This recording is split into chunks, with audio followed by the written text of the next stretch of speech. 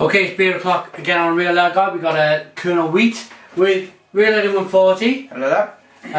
Facebook, YouTube, Twitter, Google+, LinkedIn, and everything. Not LinkedIn, but you covered all the bases there. We got a Kernel Wheat, Pale Ale. Yeah, I mean, what's the ABV on that? we can show you the label. They all look most the same. There's nothing fancy about that. I do like this about the branding that the Kernel use.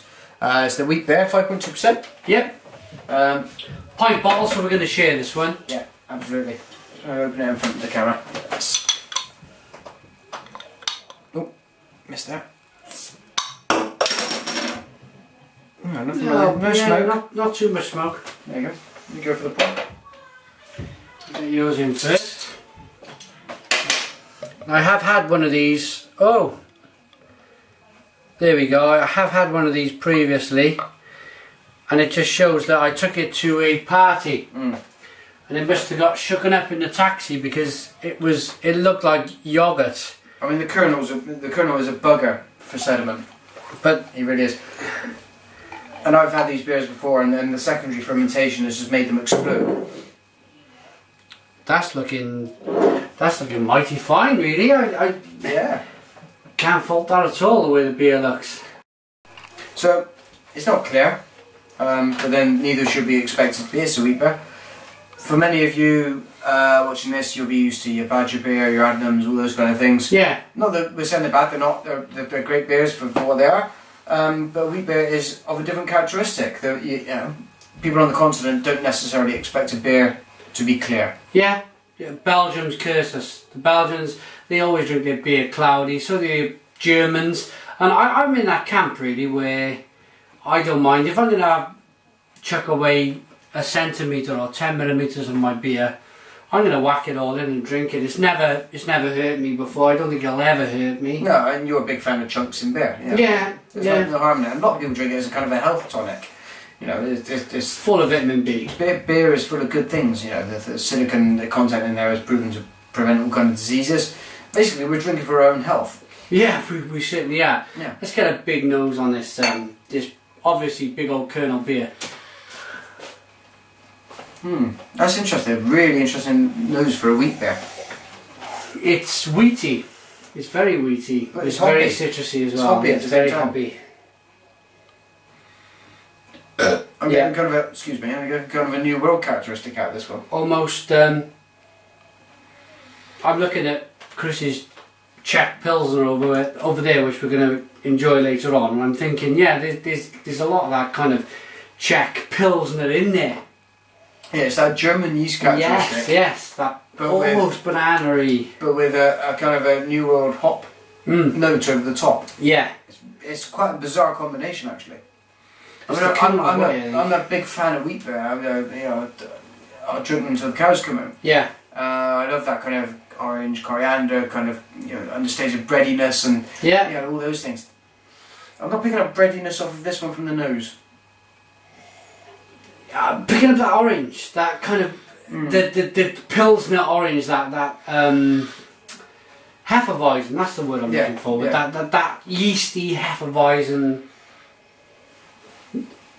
Oranginess. Yeah. But then again, there's plenty in the nose there. Yeah. I reckon this is all in the taste. Let's just not analyse the crap out of it. Yeah. Let's get into it. Yeah. Cheers, Chris. Cheers.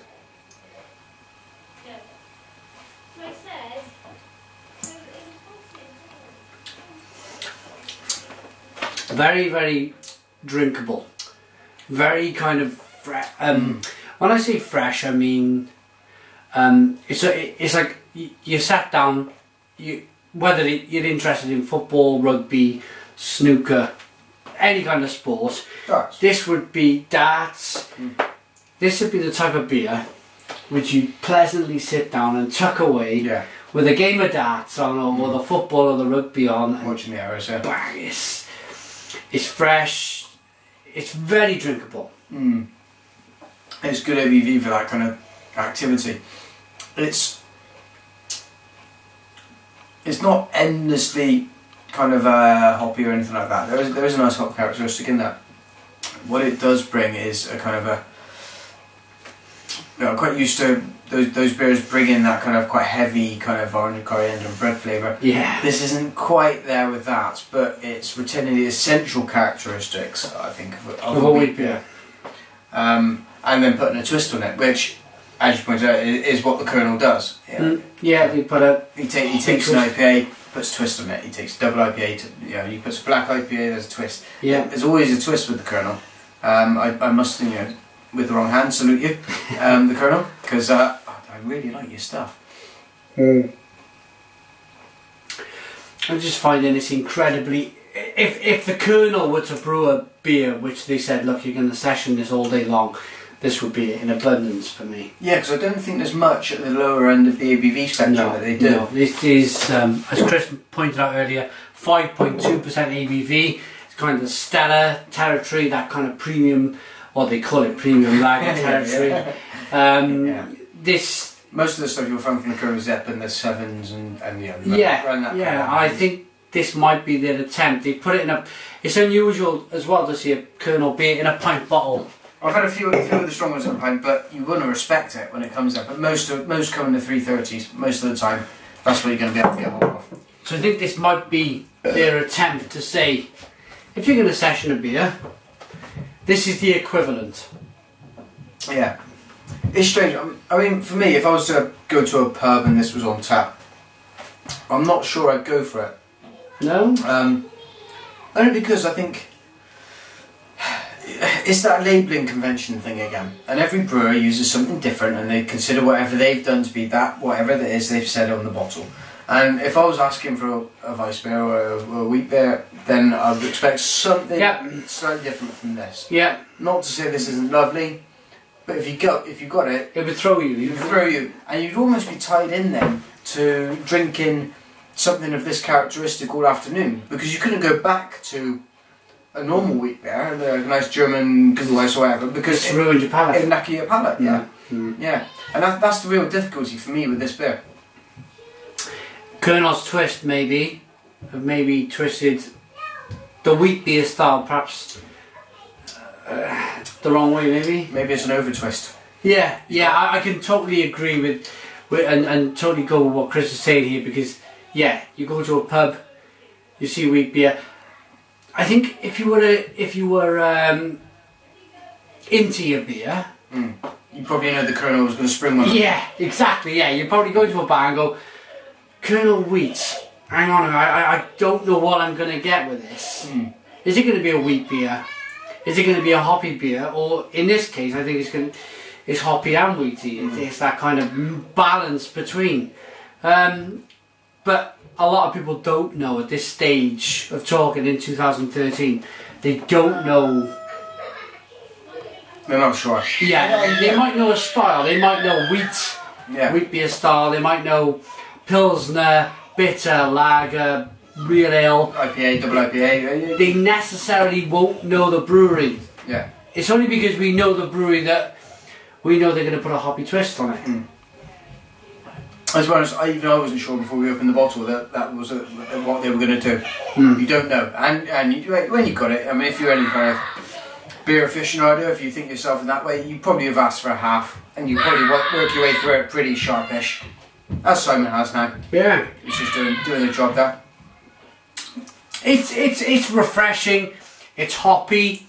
It's wheaty in a wheat beer sense, but it might be slightly confusing. Yeah. I think that's that kind of judgment on this. Yeah, I can live with those when they have their IPAs and the big IPAs with the single hops. That's great. I know exactly where I am with them. Yeah, and I like that in a kind of description. This for me doesn't quite fit the description, and for that reason I'm going to downgrade it slightly from a rating. If they'd have labelled this as a hoppy Weiss beer, or said this is a Weiss beer with a massive amount of hoppy twistiness, I'd have probably gone for a 9.5. I'm going to drop it down to 8.5 because of clarity. Just in general discussion with Chris, I think it's a big flaw.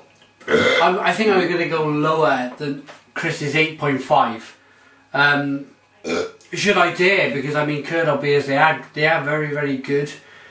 But the more we've discussed it, the more out of kind of character this beer is from what they're saying it is on the bottle. Because I mean, even if